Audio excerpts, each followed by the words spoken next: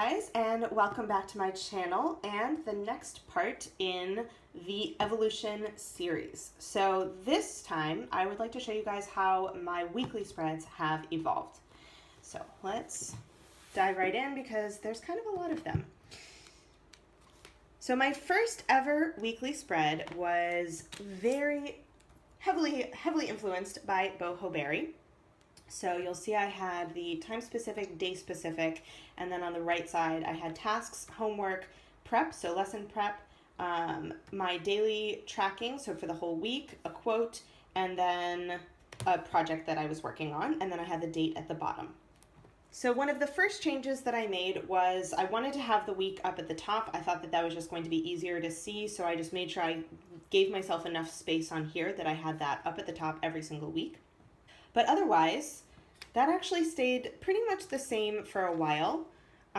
This was my next big sort of alteration to that was I made the right page, I did boxes instead of just the line drawing. I thought that it kind of separated things out a little bit more clearly. So you'll notice that this was actually a week that I did in Spanish, so all of my task headers are changed to Spanish, but everything else was basically the same. So I still had my tasks prep, I had schedule for language study, I had next week home and tracking.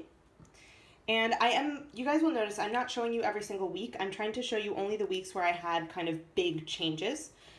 So here was another one. So I was still doing the boxes over on this side, but I did also box in the left side and move all of my date and time information to kind of a center spread. But you'll see that this is still very influenced by Boho Berry's setup.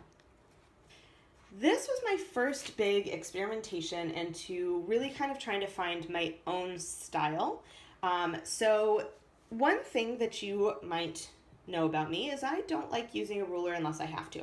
So by doing sort of these bubbles, I essentially stopped needing to use a ruler. Some weeks I would actually do a ruler for the straight edges and then hand draw in the rounded corners, and some weeks I just wouldn't. So what I did is I realized that I wasn't really needing to have the day specific, time specific. I just needed information for the day. So rather than having each day in two separate categories, I just did one bubble per day. Then I had projects would go in this bigger bubble down here. Then I have tasks, other specific projects, prep, I had a lot going on this. Like there were just so many bubbles basically. But yeah, so that was kind of my solution to not needing that much space per day. This was my first sort of, I essentially use it as a trip spread where I want to have more room per day because I want to do essentially a schedule, and then I want to journal on my dailies. So this was kind of the first take, and I do it for this camp that I work every year. I also do it for any trips that I take for the most part. That might change in the future, but this is basically my travel spread. So I have very large boxes for Monday, Tuesday, Wednesday, Thursday, Friday, smaller boxes for Saturday and Sunday, a large box for tasks, a box for the coming week, and my daily tracker.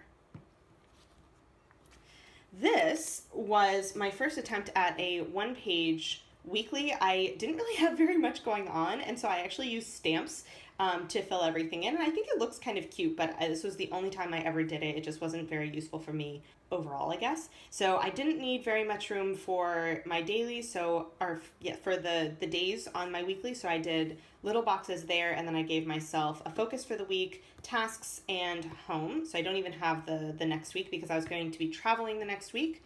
So you'll see that once again I have my trip spread. So, and the other thing I added on this one was I started tracking sunshine and stationery because I was doing various challenges at the time. So I wanted to have that on there, especially while I was traveling. So that is basically the end of bullet journal number 1. So let's take a look. So in 2, you will notice that I kept the bubbles, but I changed once again. So the first big change is I started doing the mini calendar on the week level and highlighting the current week so I could see where I was in the month. I also made my day boxes larger for Monday through Friday and smaller for Friday, Saturday, and Sunday because at the time that was when I had my biggest concentration of things to do was during the week, and a little bit less on Friday, Saturday, and Sunday, so I kind of adjusted accordingly. Otherwise, everything else is basically the same. And then I decided that drawing bubbles was too much work. And so I just started drawing lines. So I would use the brush side of a Tombow to do the line, and then write in my headers on the right. And this was actually inspired by Rozes. She does a lot of things where she hugs the right margin. And I really like the overall look of that, so I tried that for my weeklies and actually for pretty much all of my headers for quite some time. And once again, you'll see I have my mini calendar. I do also mark the week on my weekly level so that I know exactly where in the month I am. And I did this for kind of a long time. You'll see I'm basically going to skip a whole bunch because they were exactly the same. I will, however, show you October because this was the first time that I really played around with doing a theme for the month. So obviously October, Halloween. Up at the top of the weekly, I did a little theme. So I have my cobwebs, I have my bat in front of the moon, I did ghosts, and this was also the time when I started adding in more washi tape. So the next one was a trip spread. So same idea, just I didn't draw the bubbles, I just did the headers, but I used washi tape that was Halloween themed. And that was kind of the biggest change that I was doing at the time. I also did not do the little weekly calendar because I just didn't have room on this particular spread for that. Oops, let's see, the next one. So back to a pretty normal type of spread. I did introduce a little bit of color, but I didn't do any sort of doodles because I essentially just used up all of the space. And you'll see that up through the end of this bullet journal, it basically just stayed the same. Header, calendar, my week, and then any of my tasks on this side. So that brings us into bullet journal number 3, which this, if you might recall, was the bullet journal of the washi, which didn't quite start as much in December. It does, but not on the weekly levels. So in December, things pretty much went as standard for a while. So I'm skipping actually pretty much all of the weeklies in December. I do a weekly every week, but they pretty much look the same. So January, once again, I did start adding in washi on this, but otherwise it looks essentially the same. At the end of January, that was my first big change that I had made in a while. So one thing that I was noticing, and of course now I've lost my weekly spreads, here we go. One thing I was noticing was I had all of my days on here, so basically my schedule and then all of my tasks on the right page.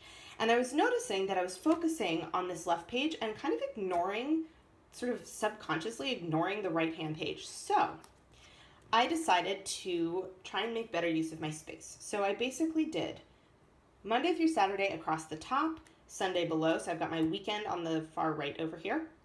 And then I've got all of my tasks in the middle. I still have my little mini monthly calendar and the next week. So I highlight the current week and then I have information for the upcoming week. And then this particular box would always change, usually for some kind of a project or something I was working on. This was so tasks, prep in terms of teaching, university, class, homework, that kind of stuff, home, meals, and then my Instagram tracking. And so with this, I tried to make it so that I had to look at the entire page so that I wouldn't lose my tasks on the right side, like just kind of ignoring them. So this was my standard weekly for quite some time. I really like how it works, and actually I will probably go back to something similar once the school year starts, but you'll see that once summer hit I kind of changed my style up. But again, skipping through because they're basically all exactly the same. I just really like this one because it has the roses, but this was the last weekly in bullet journal 3. So you'll see I was much more consistent in my third bullet journal. I kind of had figured out a system that worked for me, and so I didn't really change it up that much. Then I got to bullet journal number 4. So it starts out, with the same style of weekly where I've got everything across the top, weekend, and then all of my tasks next week and what have you. This was an updated version of a trip planner because typically when I was doing a vacation spread, I only needed a full week. Whereas this one, I actually wanted to be able to see Sunday to Sunday. So I just made everything a little bit smaller and I did 4 days per page. And then I had any other information down here. Back to my normal spread, basically. And then I basically hit the end of the school year and I didn't need as much room for my weekly as I did when I was super busy during the school year. So this was my first attempt at a 1-page weekly and I actually really like it. So I've got all of my days on the left and I only leave a couple of lines per day, a big task section, home, and then the upcoming week. So you'll notice that I have done away with a lot of the littler categories because I just didn't really need them in the summer. And this was basically my standard, or it has been my standard for quite some time. One thing that I did start doing is doing a week level color scheme. And so this, I like this one because this was actually a watercolor spread. So I did watercolors for all of this, and then all of my headers were watercolor as well, but you'll notice it's all in blues. The other one was all in greens. So I was starting to kind of visually group my weeks together.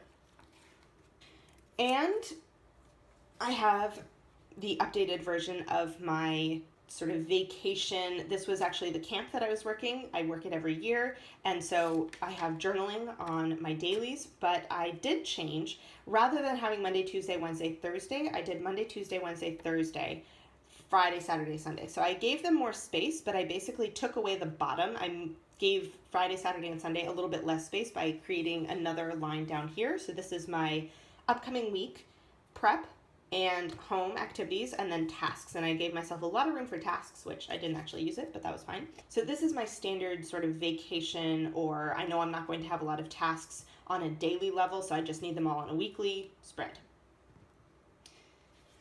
And then we're up to my current week. So you'll notice that it's still the summer, so I still only have a 1-page weekly, and this is actually for the upcoming week. I'm currently on Sunday the 16th, so this is my next week's spread. And you'll see that at the beginning of the week, a lot of times it starts out pretty empty. I haven't finished my grading for this week, but this 1-page weekly really works well for me in the summer because I like to still have some kind of an organization. I just don't have as much going on, and so this kind of is the best of both worlds for me. So if you guys have any questions or comments, feel free to leave them down below. If you guys like this video, please consider giving it a thumbs up and or subscribing to my channel. I am trying to post twice a week during the summer, so on Thursdays and Sundays. So I will see you guys in the next video. Bye.